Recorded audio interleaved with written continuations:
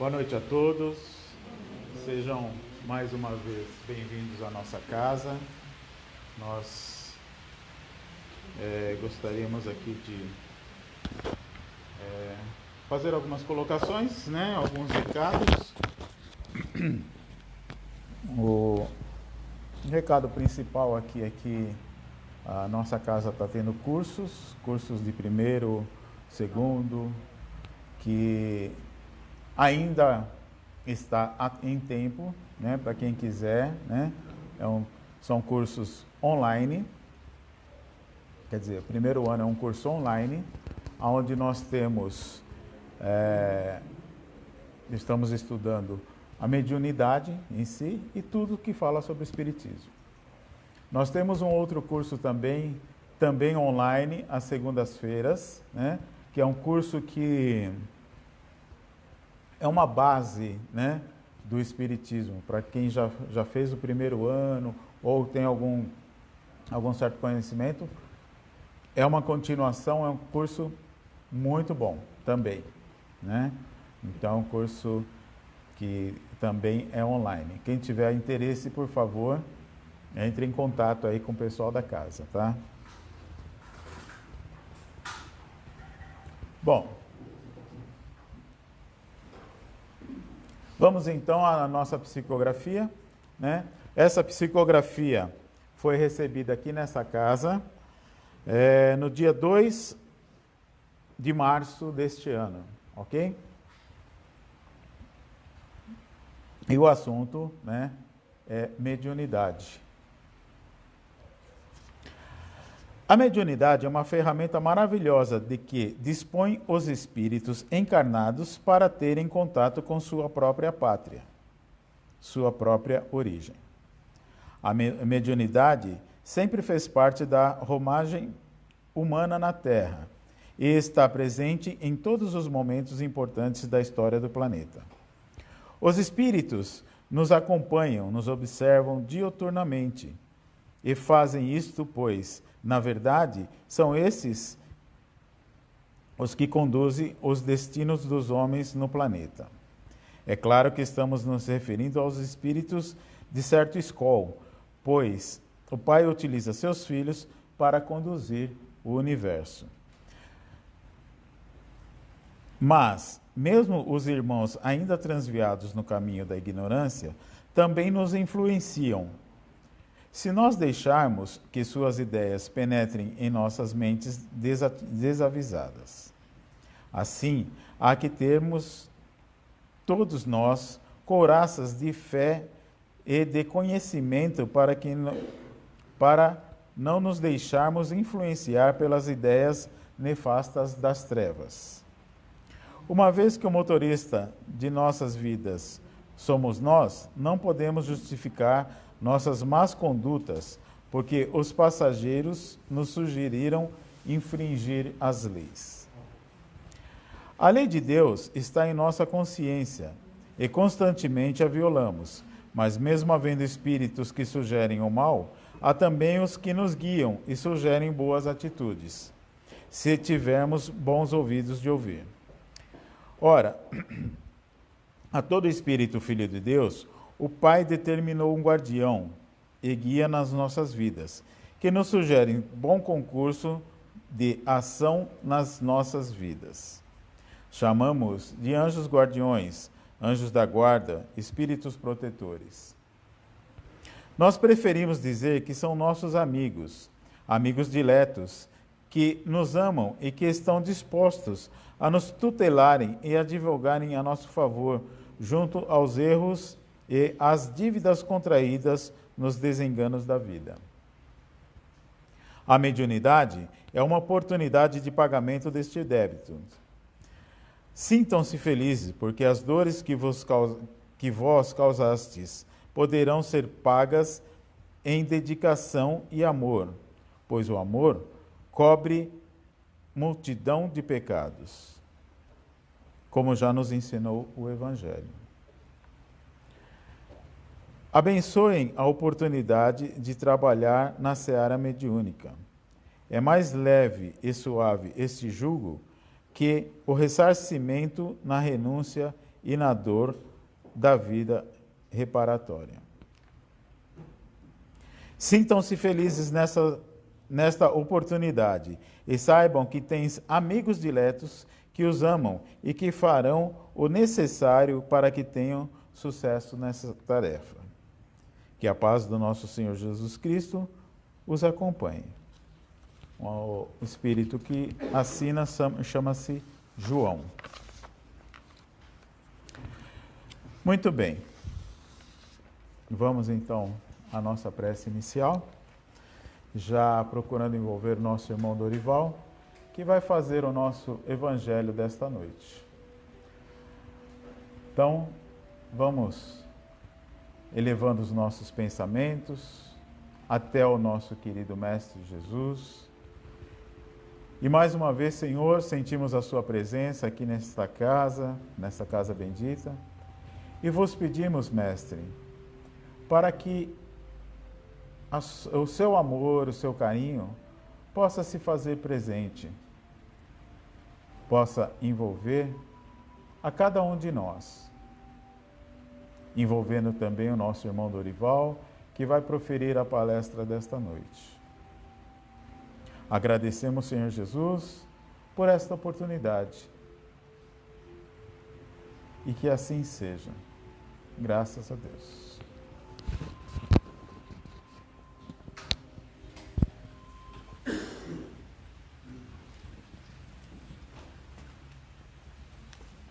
Obrigado.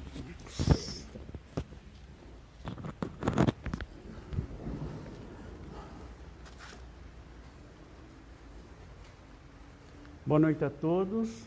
Boa noite. Sejam bem-vindos. Hoje a nossa conversa vai falar do capítulo 25 do Evangelho. E o tema do assunto, o título do assunto que nós vamos trazer essa noite é Não vos canseis pelo ouro. Algumas traduções dizem que não vos fatigueis pelo ouro. Eu começo com a citação de Mateus no capítulo 10, lembrando que essas palavras de Mateus reproduzem aquela conversa que Jesus teve com seus 12 discípulos em casa de Simão Pedro. Essa mensagem era uma preparação, porque eles seriam enviados a anunciar a boa nova, a anunciar o Evangelho. Então, até então, eles eram discípulos, porque eram aprendizes ligados ao Mestre, que absorviam seus conhecimentos. A partir do momento que eles se dirigem ao mundo, aquelas cidades longínquas, para levar a palavra do Mestre através do Evangelho, eles passam a ser apóstolos, Os apóstolos são aqueles mensageiros, aqueles que levam a mensagem.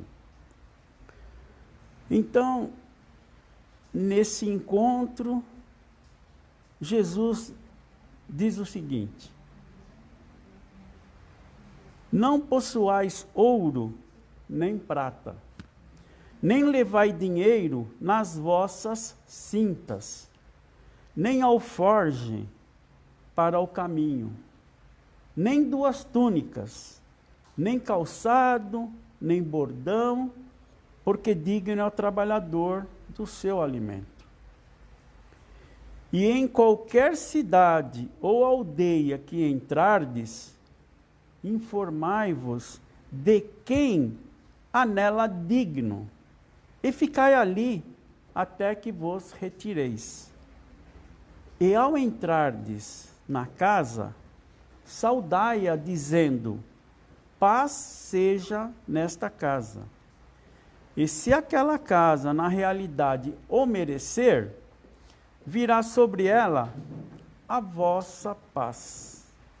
E se não o merecer, tornará para vós a vossa paz. Sucedendo não vos querer alguém em casa, nem ouvir o que dizeis, ao sair para fora da casa ou da cidade, sacudi o pó de vossos pés. Em verdade vos afirmo isto: menor rigor experimentará no dia do juízo a terra de Sodoma e Gomorra do que aquela cidade. Então, Jesus sempre procurava alertar, não é? E dava a diretriz para que os apóstolos seguissem, sabendo que eles poderiam ser bem recebidos ou não. E Jesus falou sobre essas duas possibilidades. No texto, existe uma frase: sacudi o pó de vossos pés. E tem um significado moral, essa frase. E significa pessoas orgulhosas e preocupadas com bens materiais não aceitavam os ensinamentos de Jesus, que eram voltados à caridade. Então, esses locais onde os apóstolos não seriam bem recebidos, esse sacudir os pés, sacudir o pó dos pés, tinha esse significado, né? Mostrava que ali residiam pessoas que não estavam interessadas em conhecer a Boa Nova. Significa também que nós não devemos ficar magoados se não formos ouvidos em nossas pregações. E se formos mal compreendidos em nossas boas intenções. Nós não devemos forçar o entendimento. Então, o ensinamento de Jesus daquela época se traduz para os dias de hoje, não é? Não adianta a gente insistir quando nós estamos querendo mostrar ou divulgar a doutrina para uma pessoa. Muitas vezes ela não está preparada, não tem interesse. O interesse dela talvez não seja nem o aspecto espiritual, seja apenas o aspecto material. Então, muitas pessoas que se ligam à busca incessante pelo material não têm tempo para se preocupar com o espiritual. Então, não devemos insistir. Tudo a seu tempo. E falou também aqui de Sodoma e Gomorra, né? Que aquelas cidades ou aquele que não aceitasse e não recebesse bem os apóstolos, essas cidades passariam por dificuldades maiores do que Sodoma e Gomorra. Então, para que vocês entendam o que seria Sodoma e Gomorra, muita gente já ouviu falar, filmes, livros. Então, em Sodoma e Gomorra, por causa da grande maldade do seu povo, violência e imoralidade sexual de todos que ali habitavam, essas cidades foram destruídas por chuva de enxofre e pelo fogo. Então, são cidades cujos povos foram castigados por Deus. Jesus também pedia: ponde-vos a caminho sem provisões. Seria uma imprevidência do Cristo, pedindo para que os apóstolos se colocassem a caminho, sem ouro nem prata, sem roupa, sem nada, sem provisões? Só que a verdade é que os apóstolos contariam sempre com o amparo da providência divina e nada deveriam temer. Então não era um caso de imprevidência do Cristo. Sabendo que os apóstolos nada possuíam e nada podiam pagar, o que salvava os apóstolos na subsistência, sobrevivência durante o trajeto da pregação para a divulgação das palavras de Jesus, é que naquele tempo os viajores eram raros, muito raros, porque ninguém tinha coragem de enfrentar os caminhos, muitas vezes hostis, com salteadores, não tinha caminho muitas vezes já determinado, não tinha estalagem para que eles pudessem se hospedar, poucas casas no caminho. Essas casas elas se situavam nas aldeias, nas cidades, e eles iam, dormiam ao relento, dormiam em cavernas, eles procuravam, da melhor forma, passar por essa dificuldade, que era essa viagem. Não era uma viagem agradável, não era uma viagem de lazer, não é? Era uma viagem de trabalho. E, naquele tempo, como esses viajores eram muito reduzidos, eles contavam sempre com a hospitalidade das pessoas de bem. Muitos conheciam Jesus de ouvir falar e se simpatizavam com seus ensinamentos. Então, atendiam com maior prazer aqueles apóstolos em suas residências, onde eles poderiam pernoitar, tomar um banho, se alimentar, e aí seria uma oportunidade deles aprenderem também. E, resumindo a finalidade da missão dos apóstolos, por que existiam essas missões, essas viagens? Porque eles eram encarregados de levar as sementes do bem, as palavras e os ensinamentos de Jesus àquelas pessoas de boa vontade, receptivas ao bom conselho e à boa intenção. Eles também tinham por finalidade a divulgação do bem, da verdade e amor ao próximo. Eles levariam também os conceitos da moralidade que o Cristo pregava. E eles deveriam procurar em regiões distantes aqueles sedentos da Boa Nova. E de que maneira eles fariam esse trabalho? Compartilhando a confiança e a fé na providência divina. Eles já se sentiam amparados e protegidos pela providência divina na própria missão que eles tinham de caminhar distâncias enormes, sol quente, chuva, não é? Sem abrigo.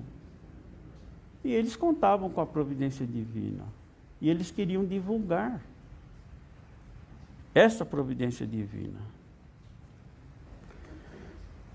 Jesus, num determinado momento, ele disse aos seus apóstolos: vos envio como ovelhas ao antro dos lobos. Recomendo-vos a simplicidade das pombas e a prudência das serpentes.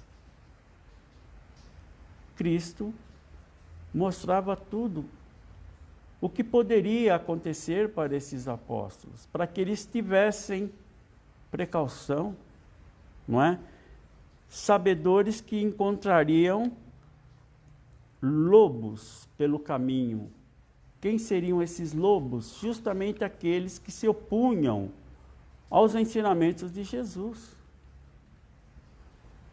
Eles não eram bem recebidos em todos os locais, em todas as casas, porque existiam pessoas que eram contrárias ao ensinamento de Jesus. O amor ao próximo, a caridade. Então, muitos eram materialistas, focados na conquista material. Então, não aceitavam os emissários de Jesus. E ele alertou também: os que me seguirem serão desprezados e odiados por minha causa, mas aquele que perseverar até o fim será salvo. Então eu volto no tempo. Aqueles que já tiveram oportunidade da leitura de alguns livros que tratam dessa época, ou que as narrativas são feitas nessa época, eu citaria três livros que foram psicografados por Chico Xavier e de autoria de Emmanuel. Paulo e Estevão seria um. 50 anos depois e há 2000 anos. Esses livros, eles refletem bem como era o mundo, né, naquela época.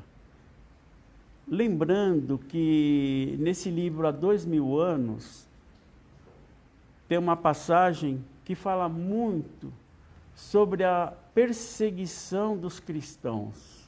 Os cristãos eram perseguidos pelos romanos. O Cristo era perseguido por todos aqueles que não queriam aceitar seus ensinamentos de amor, de perdão, de amor ao próximo. Existiam pessoas que eram totalmente voltadas aos bens materiais. Então, havia uma perseguição muito grande de cristãos. Os cristãos não podiam se reunir em qualquer lugar. Eles escolhiam sempre fazer suas reuniões à noite, nos cemitérios, em meio às sepulturas. Ali se reuniam os cristãos naquela época, onde sempre tinha um orador que passava a palavra do mestre, não é? Porém, esses cristãos eram perseguidos, eram presos, açoitados, levados aos tribunais e condenados à morte. Os cristãos daquela época eram condenados sumariamente à morte. E nesse livro, há 2000 anos, tem uma passagem onde foram capturados vários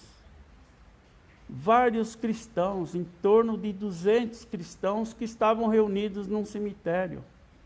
Eles foram presos e levados para a prisão.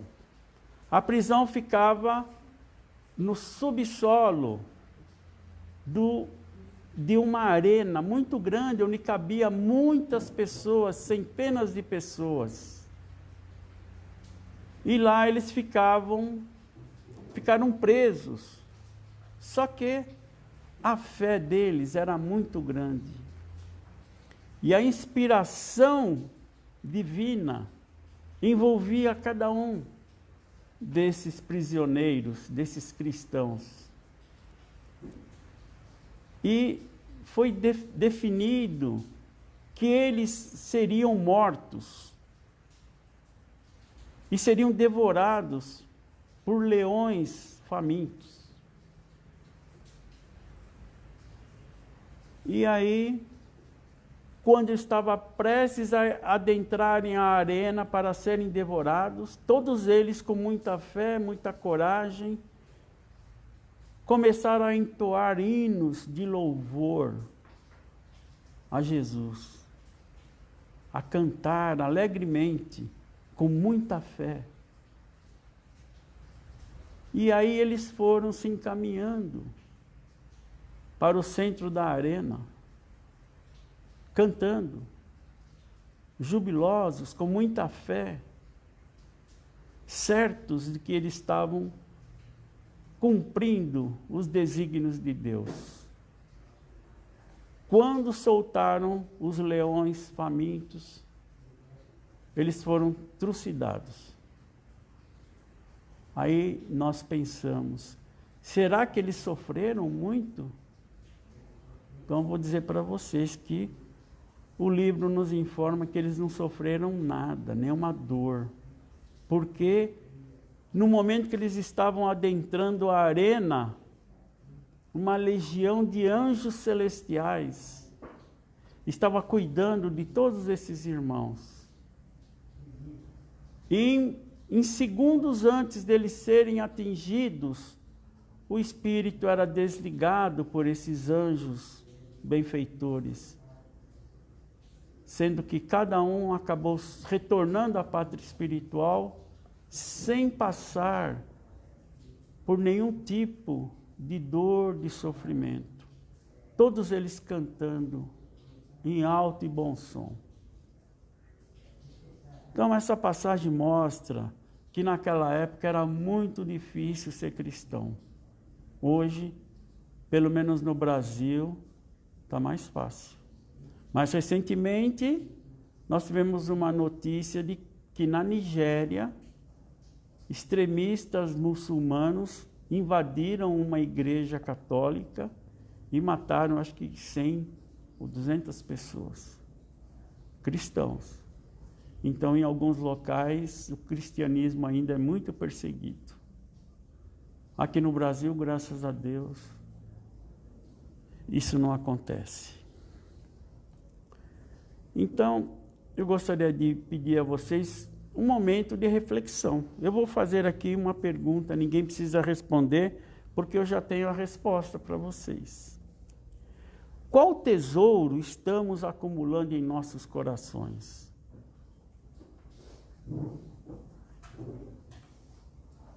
Guarde seus tesouros onde a ferrugem e as traças não possam devorar, e onde os ladrões não possam roubar.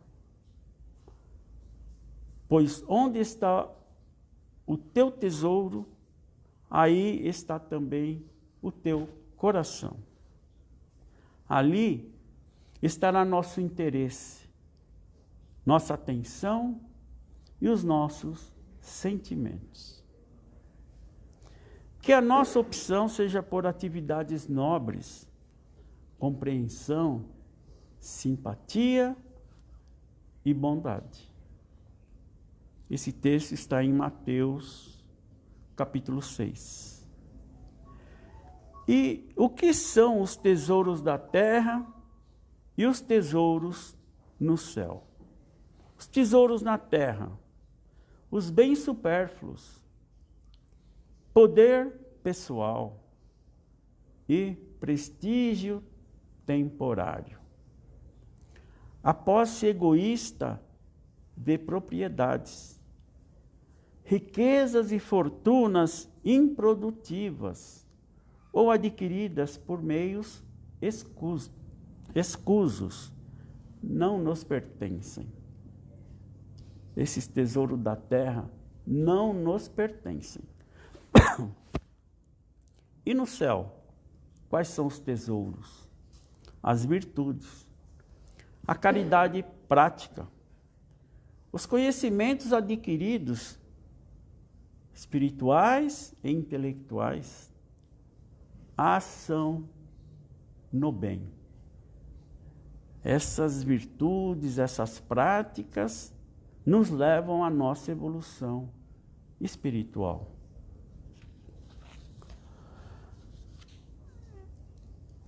E os bons espíritas, que está lá no Evangelho segundo o Espiritismo, no capítulo 17, faz uma definição, ou dá uma definição, através de Kardec, sobre o que seria o bom espírita, o verdadeiro espírita? E Kardec diz: reconhece-se o verdadeiro espírita pela sua transformação moral e pelos esforços que faz para dominar suas más inclinações. Kardec não diz que os espíritas têm que ser perfeitos. Não. Sabemos que não somos perfeitos. Mas reconhece-se os bons espíritas, ou o verdadeiro espírita, pelo esforço que ele faz para a sua transformação moral. Pelos esforços que faz para dominar suas más tendências. Então essa é a definição do verdadeiro espírito que consta no Evangelho. E eu gostaria de finalizar com uma questão do Livro dos Espíritos, a questão 886. Quando Kardec pergunta aos espíritos superiores qual o verdadeiro sentido da palavra caridade, como a entendia Jesus. Então, foi feita essa pergunta e a resposta foi a seguinte: benevolência para com todos, indulgência para as imperfeições alheias e perdão das ofensas. Benevolência para com todos, indulgência para as imperfeições alheias e perdão das ofensas. É sempre bom repetir essa questão, né, para que todos possam refletir sobre o significado e saber se nós estamos seguindo esses ensinamentos. E aqui eu gostaria de... Fiz aqui um tipo de uma brincadeira assim, né? Porque se nós fôssemos os apóstolos hoje em dia e tivéssemos que fazer uma viagem, uma jornada, quem se arriscaria a sair sem ao menos levar o cartão de crédito? O ticket aéreo? Reserva antecipada de hotel? Ou avisar o anfitrião?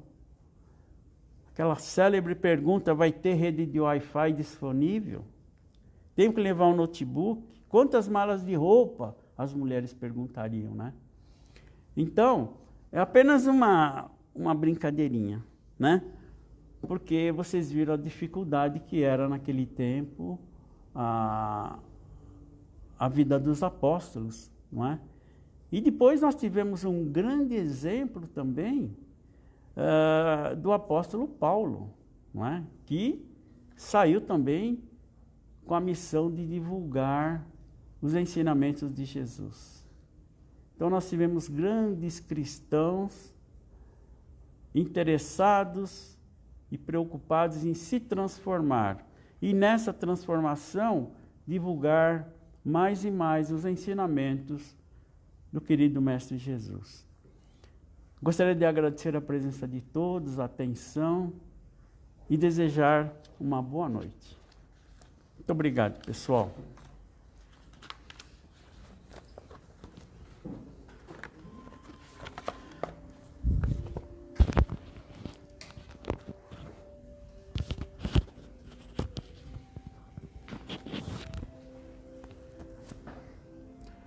Mais uma vez, então, nós vos agradecemos, Senhor Jesus, pelas palavras, pelo ensinamento desta noite e por tudo que nos tem trazido. Que teu amor, teu carinho, Mestre, possa nos envolver, possa envolver os nossos entes queridos e todos aqueles que a nós estão ligados. Que as tuas bênçãos, Mestre, possam alcançar todos aqueles irmãos que se encontram em desespero, em aflições, aqueles que se encontram nos cárceres, nos hospitais. Que as tuas bênçãos, Mestre, abarque todos aqueles irmãos que nesses momentos sofrem, Mestre. E que essas mesmas bênçãos possam nos acompanhar nos trabalhos que se seguem e também durante toda essa semana. Com a graça de Deus, que assim seja.